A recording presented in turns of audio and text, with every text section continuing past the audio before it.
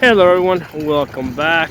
I'm out here practicing some range estimating, and if you look at that yellow ship over there, real fast look at it and you think it might be about 300 yards out, but then when you zero in on what appear to be the doors or the windows, you realize that thing's a lot further out. Okay, so I estimated that it was at about 1,000 yards, and it ended up being at about 1,500 yards from my position. Okay, so really easy for large things to throw off your sense of distance. But anyway, that's not the thing I wanted to talk to you guys about today. What I wanted to talk to you guys about is basically range estimating with your pinky finger. So one of the things that I figured out is from here to that brick house way out over there, it is exactly 100 yards. So as I hold my pinky finger out like this and basically put it over the windows of the house, it's basically the position of the camera is going to be a little bit distorted. But as I hold this over here over the windows of the house, at 100 yards, the height of those windows, which is about 6 foot, that's pretty standard for the windows in this area. Most windows, brick to brick, are about 6 foot.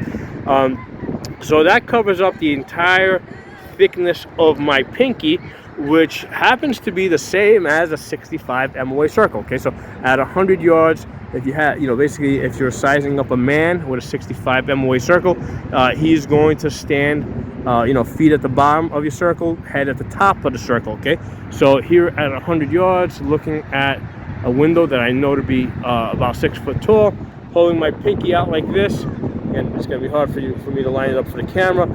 It is exactly the thickness of my pinky finger, so that I know that the thickness of my pinky here is 65 MOA, which is awesome, right? And remember, I got 5 fingers, so if I had like thicker fingers or thinner fingers, I could also use one of my other fingers. I also had the option maybe of turning it to the side if I needed to. But now that I know that the thickness over here is 65 MOA, let me see, if I turn it to the side, it's about the same. So the thickness of my finger is about the same all around, but I'm just going to hold it like that. That seems to work. So knowing that this is now 65 MOA, I can look at different buildings down there, and basically as I have tested out, and I've also, I have a rangefinder with me here today, so I've been verifying this. So at 200 yards, I have verified that those windows are about half the thickness of my pinky. At 300 yards, it's going to be a little bit less than half the thickness. At 400 yards, it ends up being about a quarter of the thickness of my pinky, and at 500 yards, it's tiny. Okay, so it's really easy to know when something is at 100 yards, 200 yards, 400 yards, right? Because I can easily tell what a quarter of the thickness of my pinky is here, right? So the 300 yards is not so easy to tell, right? But the 400 yards is. So I can tell 200 yards, I can tell 400 yards, and I can kind of guesstimate in between. And then if I know what 400 yards is, I can kind of guesstimate where 500 yards would be. So really interesting. Hope you guys get a chance to, get out and try this out. Fun little exercise. Unfortunately, I'm stuck in the city because of some family business that I've been taking care of.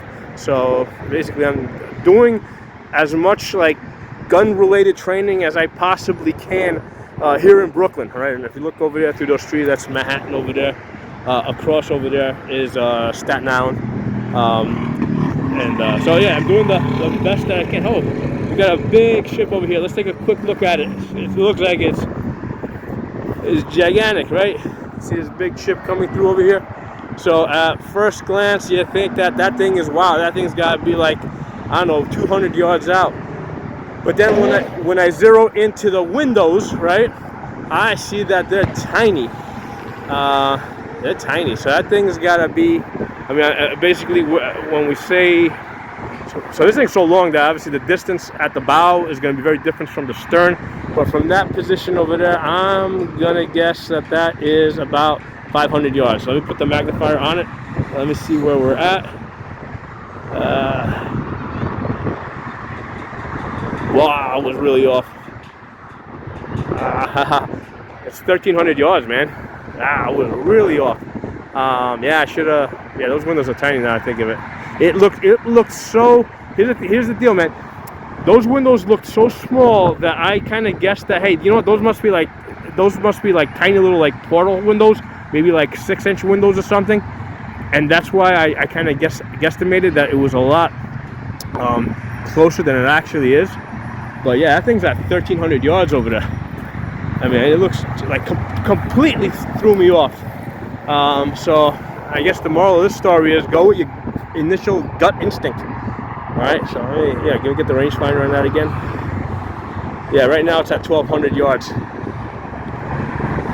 Yeah, now that it's a little bit closer, I can kind of see where the doors would be, and yeah, the doors are like really small on it. So despite the fact that that thing is humongous from my position over here, right? It's like it's